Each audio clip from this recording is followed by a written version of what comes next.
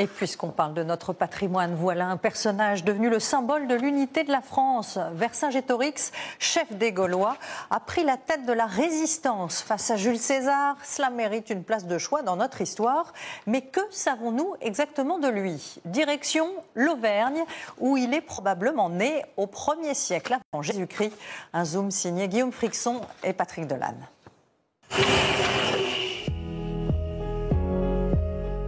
Plus de 2000 ans après sa disparition, en se baladant à Clermont-Ferrand et dans les environs, on aurait très vite l'impression de le croiser partout. Qu'il soit dessiné sur les murs, sur des objets touristiques en tout genre, Vercingétorix fait définitivement partie de l'histoire.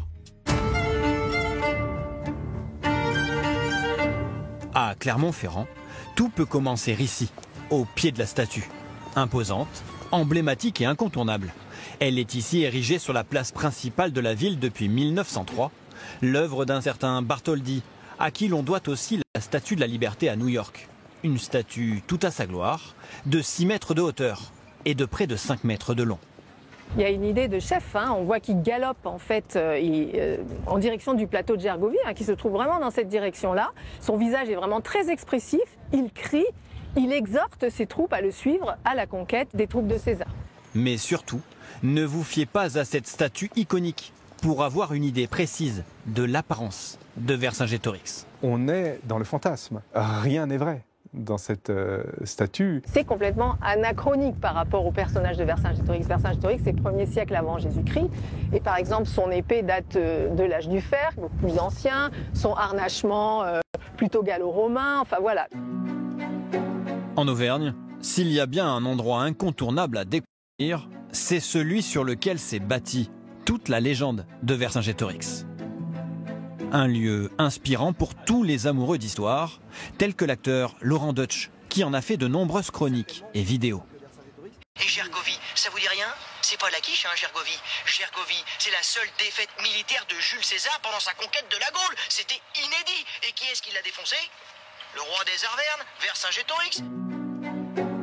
C'est bel et bien ici qu'en 52 avant Jésus-Christ a eu lieu la plus célèbre des batailles de Vercingétorix contre les armées de César, un plateau volcanique d'1,5 km de long et de 500 mètres de large. En moins 52 avant Jésus-Christ se tient donc une bataille sur les pentes escarpées de Gergovie. Vercingétorix a rassemblé autour de lui une vingtaine de peuples gaulois, prêts à en découdre avec l'occupation romaine. Finalement, il va réussir un petit peu à agréger tout le monde autour de lui, mais il appartenait surtout à une tribu, enfin un clan, les Arvernes, qui compte parmi les plus puissants de Gaule.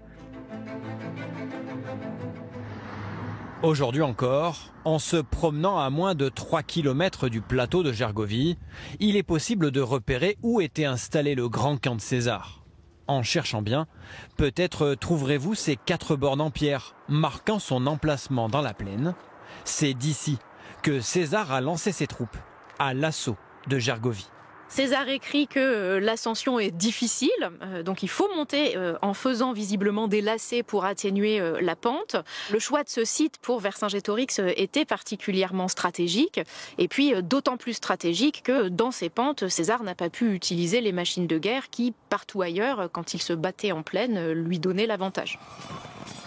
Au total, quelques 30 000 Romains viennent défier les Gaulois, au moins aussi nombreux, et surtout parfaitement préparés. C'est vrai que c'est le seul moment où César a reculé. Pendant la guerre des Gaules, c'est la seule défaite militaire de César. C'est pas vraiment une défaite, mais c'est vraiment le moment où il a dû renoncer, où il a dû battre en retraite. Et 2000 ans après, sur ce plateau de Gergovie, on tente toujours de percer les mystères du lieu. Gergovie, c'est ce qu'on appelle un oppidum. Le terme oppidum, c'est un terme qui est employé par César pour désigner les villes gauloises qu'il rencontre lors de sa conquête de la Gaule. Donc en gros, ce sont des villes fortifiées, naturellement et ou artificiellement. C'est donc un travail de longue haleine, pierre après pierre, pour appréhender un peu plus ce que pouvait être la vie sur ce promontoire de Gergovie. Quand on voit ça, là, et cette patience qu'ils ont pour faire ce genre de choses, c'est intéressant de montrer aux enfants ce qui s'est passé. Mais ce travail de fourmi promet d'être bien plus long que la guerre entre les Gaulois et les Romains. Depuis 2000, on a fouillé un petit peu moins d'1 hectare. Donc un hectare, c'est un carré de 100 mètres par 100 mètres en gros. Donc c'est un espace qui est très faible. Gergovie, on est à moins de 2%. Alors patiemment, Les archéologues progressent. Sous ses mains, Dorian Pasquier passe au peigne fin le moindre centimètre carré de son terrain, balisé par d'innombrables étiquettes. Et il vient tout juste de découvrir les restes d'un mur brûlé, il y a plus de 2000 ans. C'est assez exceptionnel de trouver ça conservé, c'est-à-dire que ça correspond à un bâtiment qui a subi les dommages d'un incendie. Une chose est certaine, ici la moindre trouvaille est un nouveau bout d'histoire qui est révélé. Vous aviez le rebord qui remontait comme ça. Une assiette? Ouais, ou une écuelle. Et en dessous, le pied qui permettait de reposer sur la table. Scruter les sols pour remonter le temps et partir sur les traces de Vercingétorix, c'est ce qu'a choisi de faire Mathieu Pou, archéologue et professeur à l'université de Lyon. Pour lui, aucun doute, à ses débuts, Vercingétorix n'avait rien d'un simple Gaulois. On sait qu'il est né aux alentours des années 80 avant Jésus-Christ, puisque César le décrit comme adolescens, ce qui ne veut pas dire adolescent, mais jeune homme de moins de 30 ans. On sait qu'il est d'extraction noble. Mais d'ailleurs justement, que sait-on de ce nom de Vercingétorix? C'était un grand guerrier, d'ailleurs ce nom de Vercingétorix, c'est ce que ça veut dire en gaulois, ça veut dire littéralement très grand roi des guerriers, Vercingétorix. Alors si l'on veut tenter de mettre enfin un visage sur ce nom, il faut prendre la direction du musée Bargouin de Clermont-Ferrand. Et c'est dans une pièce dédiée aux Gaulois que se découvrent les plus belles de toutes. Alors c'est un vrai trésor puisque des stataires en or comme ça de Vercingétorix, on en connaît 25. Dans cette vitrine, des monnaies frappées par les Gaulois et dont certaines ont été validées par Vercingétorix lui-même, mais avec un profil, là encore, à la réalité incertaine. C'est un homme juvénile avec des bouclettes, un nez droit, des lèvres charnues, de profil. Donc ça, c'est une des rares preuves de son existence. Eux, c'est aux batailles entre Gaulois et Romains qu'ils ont choisi de redonner un visage. Comme chaque été, des troupes de reconstitution et des bénévoles font ressurgir la vie d'antan. C'est le cas de Bruno, costumé tel un noble de l'époque. On a effectivement les choses principales pendant cette guerre des Gaules que j'ai utilisé, donc le bouclier, le talos. Le talos, ici nous avons aussi un objet important, le carnix. Donc ça c'est très très important pour envoyer des troupes au combat. Ça fait peur et en même temps voilà, c'est le but, c'est psychologique. Des combats et des tenues au plus proche de celles portées par les Gaulois. Et là encore, il faut savoir se méfier des apparences. Les textes sont contradictoires. Certains nous disent que les Gaulois portaient la moustache et la barbe très longue, et d'autres précisent qu'ils se rasaient les joues. Donc ce qui est certain, c'est que ces chefs gaulois soignaient leur apparence. Dans les fouilles, on retrouve des pinces à épiler, on retrouve des rasoirs, on retrouve des cure-oreilles qui montrent qu'au sein de l'élite, eh bien, les hommes comme les femmes soignaient leur apparence. Les archéologues ont la chance d'avoir découvert beaucoup d'objets, ce qu'on appelle du mobilier archéologique. Ce passé auvergnat et gaulois est devenu à présent un atout touristique incontournable. Il faut imaginer un toit sur cette partie-là. À tel point que des visites guidées sont très souvent organisées à proximité du fameux plateau de Gergovie. On ne sait pas vraiment où Vercingétorix a grandi et où il est né, mais on a des textes d'auteurs antiques qui nous disent qu'il est natif de Gergovia. Vous pouvez avancer, vous pouvez regarder en l'air, en bas, sur les côtés. Une plongée dans le passé qui n'exclut pas l'utilisation de technologies plus modernes, comme avec ce casque de réalité virtuelle,